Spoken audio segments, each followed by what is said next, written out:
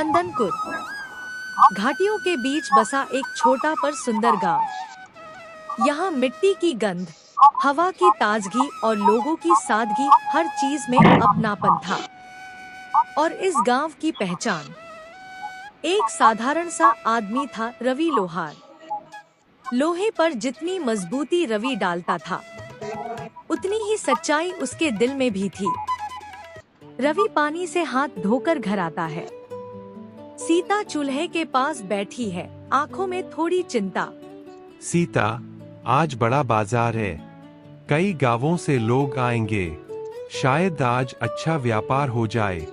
सीता चुप रहती है, फिर धीरे से बोलती है, टिंकू के बापू, घर में खाने को कुछ भी नहीं बचा, आटा भी खत्म होने वाला है।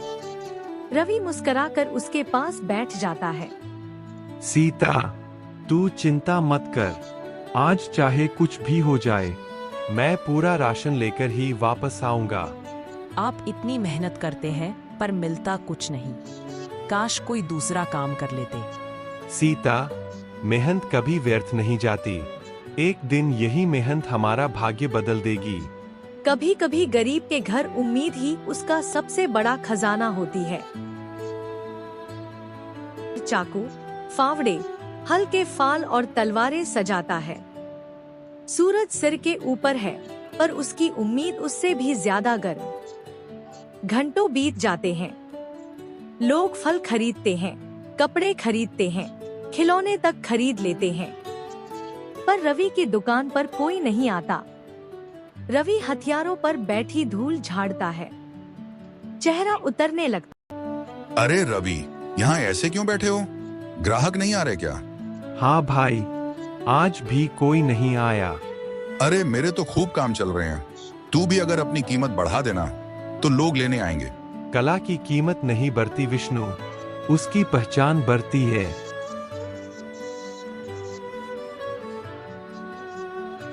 सच्चे कलाकार को अक्सर पहचान मिलने में वक्त लगता है, पर जब मिलती है तो इतिहास लिखा जाता है।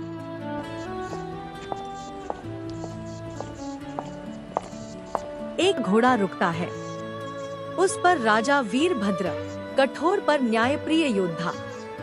वे सीधे रवि की दुकान पर आते हैं। क्या तुम ही रवि लोहार हो? जी महाराज, मैं ही रवि हूँ। तुम्हारी कला के बारे में बहुत सुना है, मुझे एक ऐसी तलवार चाहिए जो अजेय हो। रवि हैरान, पहली बार कोई राजा उससे चीज बनवा रहा था। बिल्कुल महाराज, पर ऐसी तलवार बनाने में समय लगेगा। राजा एक भारी सोने की पोटली निकालकर रवि की हथेली पर रखते हैं। यह तुम्हारा मेहनताना, बाकी अमानत लेने मैं खुद आऊंगा। रवि चौंक जाता है। पर महाराज, तलवार तो बनी भी नहीं है। राजा हल्की मुस्कान से कहते हैं, यह तुम्हारी कला का सम्मान है रवि। राजा जाते हैं। पहली बार रवि को लगा, शायद किस्मत उसके दरवाजे पर दस्तक दे रही है। रवि बाजार से लौटता है, हाथ में राशन, सब्जियां, बच्चों के लिए मिठाई। सीता की आंखों में आश्चर्य। इतना सारा सामान, ये कैसे? रवि सोने की पोटली उसकी हथेली पर रख देता है। राजा वीरभद्र ने मुझे तलवार बनाने का काम दिया है। सीता के चेहरे पर महीनों बाद खुशी की चमक उभरती है।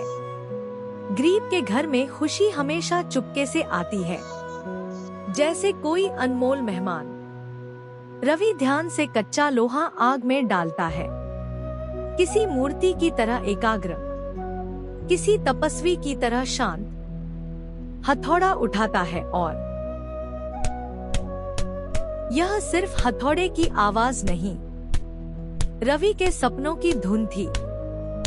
अगर आपको ये